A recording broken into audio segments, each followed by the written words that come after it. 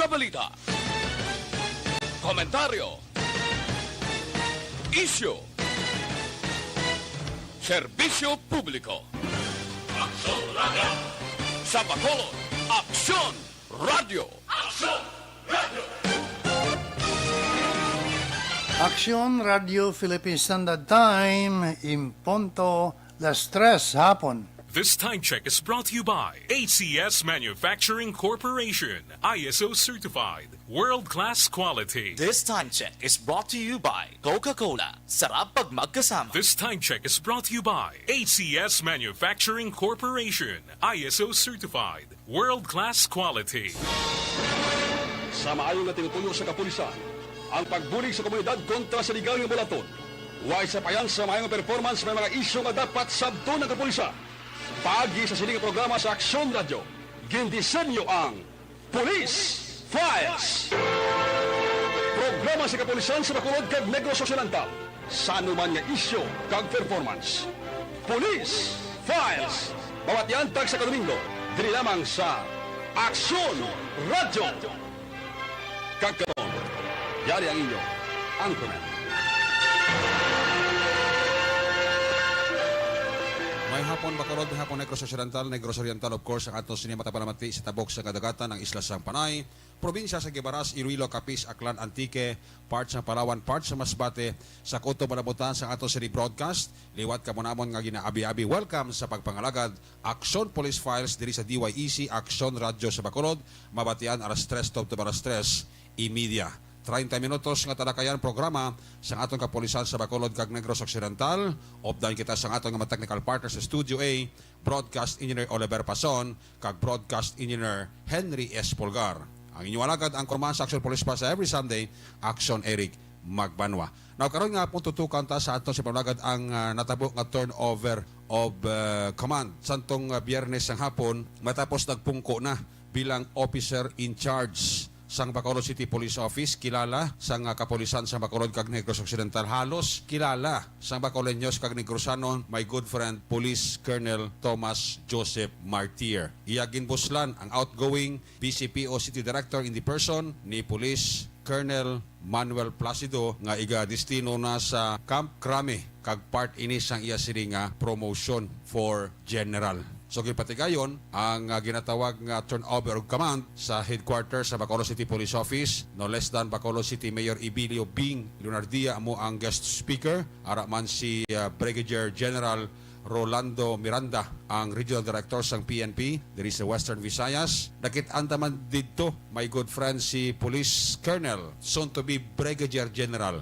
Henry Biñas nga naging City Director man sa Bacolod City Police Office. Siya subong ang daypo sa Visayas area, no, covering Region 6, 7 and Region 8. Ara man ang amigo ko si Police Colonel Romanillos, mga mataas nga opisyal sang aton sining Philippine National Police, ang mga station commander ara man sa turnover command via Zoom kag pila pagid ka mga staff ni Colonel Placido nga mga staff man ni Police Colonel Martir. Naunahon ta sa pagbabati sa aton nga mga tagpalamati, especialmente sa kapulisan sang Bacolod. Ang unang nga tingog amo ang tingog ni outgoing BCPO City Director Police Colonel Manuel Placido. Malawig-lawig man ang serbisyo ni Placido, no? Almost 1 year and 15 days. May mga accomplishment man siya nga nahimo diri sa Bacolod. Dako man ang makabig naton signifikante nga accomplishment ni Placido. Ang isa diriti ang pagpatahom sang BCPO compound, BCPO headquarters. Ara na simentado ng halos tanan kag may mga police station na diri sa Bacolod nga may mga nagdunar na sang duta para sa bag-oman nga magpatindog sang police station. No? So ipabati ta sa inyo ang tingog ni Police Colonel Manuel Placido, ang outgoing City Director sang Bacolod City Police Office. Maybe there is a little truth that because dumating na to around 500 lang yung tao. But in my 1 year and 4 hours, naging sa here at this very moment, nadagdagan ako lang na higit 240. Ngayon, dumating ko rin 560, now we are around 740. So more than 200 na nadagdag. That's a good sign na yung opisina o yung unit ay mayroong magandang impression niya. So, salamat sa mga nagpapatuloy at nagpapasign. The next thing, yung mga personnel daw dito, hindi mo eksakong mabigasan mo, kaya lang hindi siya ganun. Hindi ganun ko rin yung sagot nila. No, that's a wrong perception. Wala akong naging problema sa personnel ko dito. Siguro kung meron man, iilan lang sila. But still, they're quite knowledgeable. Hindi sasakit sa ulo talaga. So, kung kaya sa mga ibang assignment ko, hindi sila ganun. So, mali yung kanilang impression. So, ano yung inaasahan ko data dito? Yes, hindi ko alam yung lingwahe. Kaya nga, when I asked the mayor 2 months ago na ako ay ang seeking for an assignment, at ang sinabi niya sa akin, kung pwede lang CV, ilong ko lang kasi dahil ako sa Tagalog. Remember sir, you told me, kung nag-usap tayo. So that's why I'm happy for him dahil yung babat sa akin, also my classmate, as also a member of PayPay at Nobel Class of 1985, is pure Ilonggo. And coming from the same place, nagbabakulog siya. So, laki for the Bacolod, laki for the City Mayor, and of course, laki for you. Dahil isang lugar na kayo. Wala nang isang lugar matulad. So, siguro naman, yes, pinilit kong gawin yung mga binatang yung mga nauna sa akin. Sabi ko nga, lalaki. Yung shoes na iniwan nila, parang nalaking ko kayang punan. Pero pinilit ko. But siguro, kung hindi ko man nagawang pantayan, alis nakalakot ako sa kanila. Now, literally, yung papalawit sa akin, maliit lang sapatos na pupunan niya. Kasi literally, maliit lang naman akong tao. So, maliit lang pa ako. So, napakaganda ng dadata niya. Wala siyang standard na susundan. And, I know him being assigned as City Director of Zamboanga City, he is a national awardee. Talagang proven na to. Kung ikukumpara ko sa kanya, wala pa sa kalahati. National award yan. So, kung ako pa'y may nagawa sa Bacolod, kung ano pa nagawa ko, public development or whatever, sa tulong niya ng lahat ng bawat personnel ng munisipyo. Salamat sa tulong niyo, mga kasama. Salamat sa tulong ng kasama dito. Kundi yung mismo kasama natin, hindi lang basta dapat tanggal sa serbisyo kung mayroon siyang pagkukulang. Kailangan pa namin may bagay. Who knows? Baka hindi lang siya, kailangan lang niyang kausapin dahil meron na siyang pinagdadaanan. So I agree on that aspect. International policy is not only for the dismissal of the police, but it's also for the cure of those policemen undergoing the problem. Remember yung nangyari sa Manila Police District, nag-amok yung police gano'n. So yun yung mga bagay na isa sa magandang tumubo ng international policy. Not for the dismissal of the police, but also for the cure or the rehabilitation. Kung mabanggit yung kanilang mga nagawa para man lang magkaroon sila ng tinatawag na recognition by honest than CPNP during that day. So, we are around 20 individuals. Ang yung mga pangalan nila naka-describe doon, short brief kung ano lang yung mga ibigay nila, semento, tila, whatever. So, nakalagay doon, pwede Colonel Martir, pag-ibanggit mo na lang kung sakasakali na dumalit si PNP during the program.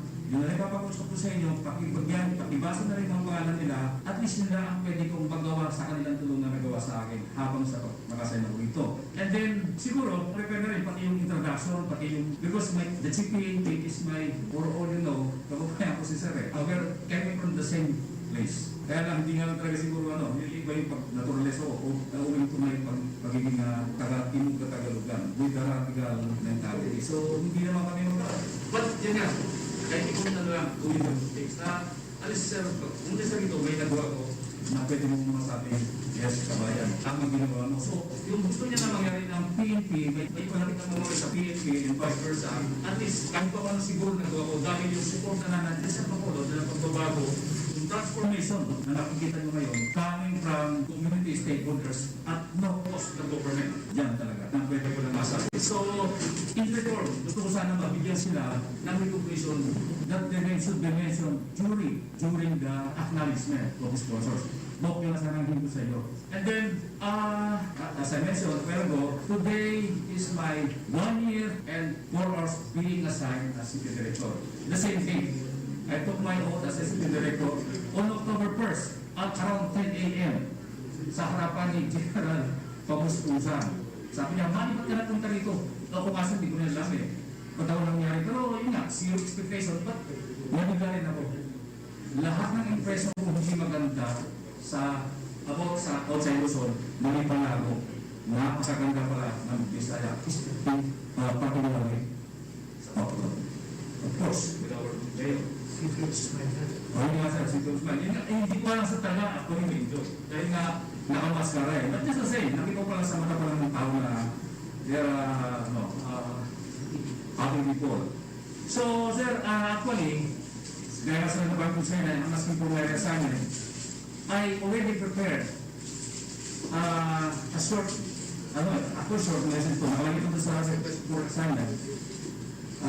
It was dated May 14, 2021. Gumawa ako ng report. At sa report na yun, sir, sa report na ginawa ko, doon sa accomplishment ko, as of May 2021, sa last 2 pages doon, babasahin ko na lang.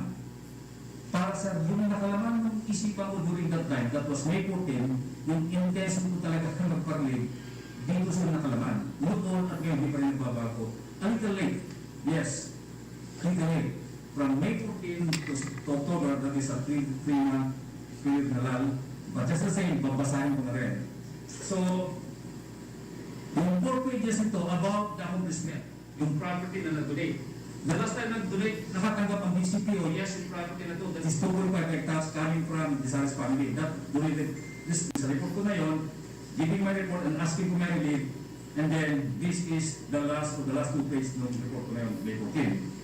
May I announce that my intention and request for assignment is not caused by any ill feeling towards my superior or subordinate, including only for career progression or comfort, but simply a personal matter and unnecessary choice that incidentally, after long pursuit for success in my business career, I have come to realize that I should value the importance of family, togetherness, and connection more than anything else.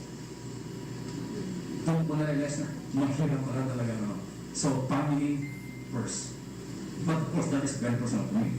With some urgency, of course, ito yung apela ko doon, may ask permission to be allowed to file a 3 days emergency leave. It was not granted. But eventually, nagawa ko rin. That was some nanay ko. Anyway, palipas na. With all things that have been said and done, I have submitted this consolidated report to the Regional Director, Deputy Regional Director for Administration, the Deputy Regional Director for Operation, and the Regional Chief Directorial Staff to be informed as my superiors and commanders of what I have done in the past 7 months. Remember, it was done May 14 as the City Director of BCPO, and in the sole understanding, sana naunawaan ako kung bakit ako nagpapalit. Not because, make no mistake, hindi sayaw sa Bacolod, ang ganda ng lugar nyo, nainit nga ako eh. I'm from King Catalugan, where the Israelites grow and thriving. We have where came from the same place. So alam ko yan, and help for my assignment. I also wish to inform my superiors that copies of this consolidated report will be furnished to Honorable Leonardo Pinilaldina, the City Mayor of Bacolod, and other stakeholders friends too. Marami ko kopya, bibigyan ko sa isa. For him to be aware of my accomplishment and for the good city mayor to have enough time to select his choice for the good vacant post from the long list of more qualified and deserving officers in the PNP. Nawala yung tingnan mo ito Ito sa'yo. But while I appreciate and value my being assigned to Bacolod City as the City Police Director, however,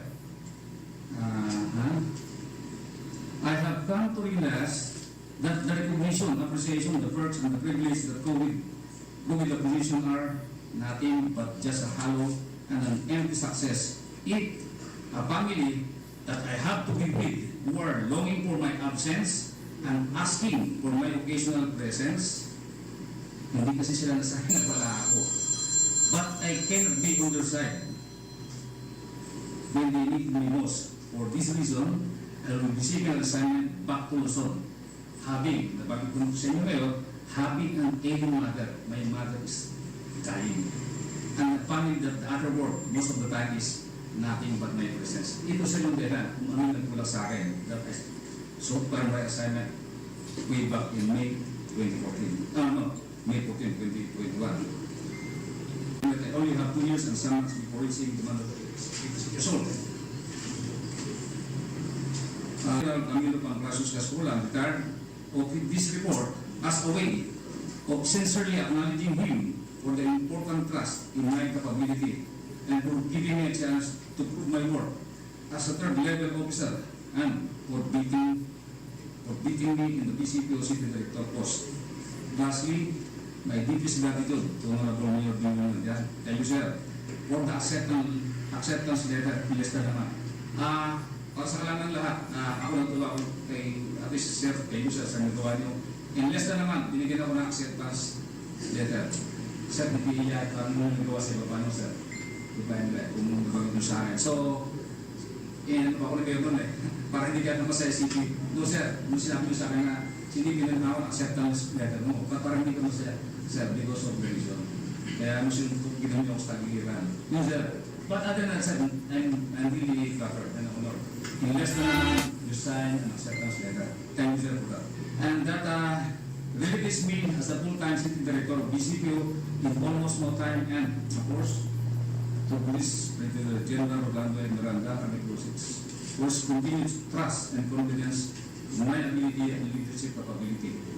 So ito yung lamasan apila ko na wala akong masabi, basahin ko na lang. Ito actually yun. This is a relief that is considered a little overdue because I am looking for it 3 or 4 months ago and now it happened. So because of that, nagiging mano lang ako makasaya doon. Because of that, wala na yung konfirma ko. Bago pa mahipa ng hangin, Sir, thank you Sir, hindi dahil sa ayaw ko sa Bacolod Leon, make no mistake. Napakagandang lugar niyo. Space can be bigger, can grow more. Napakaganda ng potential. So, kailangan ko lang talaga sa mga unang of course, promotion na sa kayong sa this time. So, yun lang Sir, and of course, sa lahat ng ko, salamat po sa mga station commander, sa lahat ng mga kasama ko ay Prangan. Of course, si Prangan, baka yung mga subordinate ko, kayo, baka yung expectation nyo, hindi ko na ibigay, legal authority, hindi ko kaya, baka ang standard nyo, masyado mataas, pagpasensya nyo na ako ron. But of course, yung papalit sa akin, buti na yan. They can do more and can do more than kung may nagawa na. There you have it, si Police Colonel Manuel Placido, ang outgoing BCPO City Director sa Bacolod City Police Office. Kay Colonel Placido, good luck sa bag-oyang assignment dito sa Camp Crame. Now, sa iluhan tayo nga aton nga separate interview sa kay Police Colonel Thomas Joseph Martir, ang incoming officer in charge subong sa Bacolod City Police Office. Sa aton sining one-on-one interview. Lipot lang ni, kaya sang biyernes, busy sa kayo. Lipot lang ito nga aton interview, no? Ano mga plano ya sa Bacolod dire, kag ano ang nangin reaction right after nga tagaan siya sang panibag-o nga tasking diri sa syudad sang Bacolod. By the way, si Colonel Thomas Joseph Martir nangin City Director ini sa Zamboanga City for almost 2 years. And then prior sa assignment niya bilang OIC BCPO City Director, siya ang Regional Chief sang Police Security and Protection Group. Bali siya ang in charge sa ginatawag nga BIP Security. So kung nilano mo BIP Security, agi kagid sa kay Colonel Martir ng isini opisina, dara na base sa may Santa Barbara, probinsya sang Iloilo. Nakaagi man siya assign sadto sa NIR. Siya ang batalyon commander sang Regional Public Safety Battalion nga nabase sa Victoria City. Na-relieve siya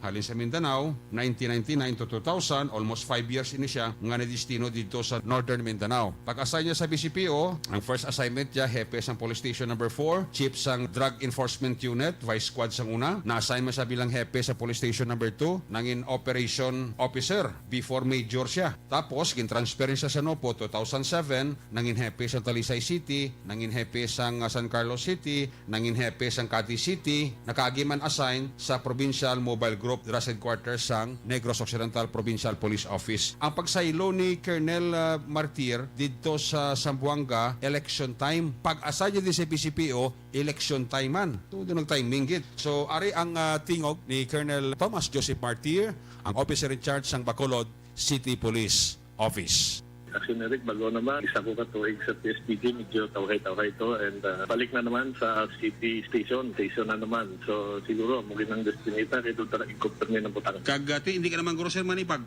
Sa syudad sa Bacolod, in terms ng mga kriminalidad nga katabo, updated ka man guro, kaya may mga Facebook na tasubong nga kernel? Oo, may nakita mong po, Action Eric, pero i-address ko pagid ang self ko para mag-update pa ko. Ara ka man. Oo, no problema. Ang support niya naton sa Action Radio forever na basta mga performer kuno nga mga city director incoming Colonel eh. Lisa ko na Action Eric ang mga gina. So para si mo Colonel, big challenge kag timing man nga election gid. Oo, mukha ni Action Eric. Mo man ato pag-abot ko sa Zamboanga sa 2018. September man ako itong nag-assume. Election man pareho gid. Before we wind up, may gusto ka i-appeal sa Bacolod sa liwat mo pagbalik bilang city director na sang BCPO? Anong hingion mo sa pumuluyo sa Bacolod, Colonel? Yes, Action Eric, no, I'm asking for the support and cooperation of all stakeholders, community, and of course, yung organic personnel ng Bacolod City Police Office will work for peace. Kasi kailangan gid na matawhay ang aton syudad. Pinalangga ang syudad. God bless Bacolod. There you have it, si Police Colonel Thomas Joseph Martir, ang officer in charge sa Bacolod City Police Office. So, nagaanta sa naligwa nga makahuway-huway kadali kag siguro some other times ma-interview to sa liwat rin sa itong program sa mga plans and programs niya sa pagpungko niya bilang VCPO City Director. Now, kantuan ta ang tingog kag mensahe man ni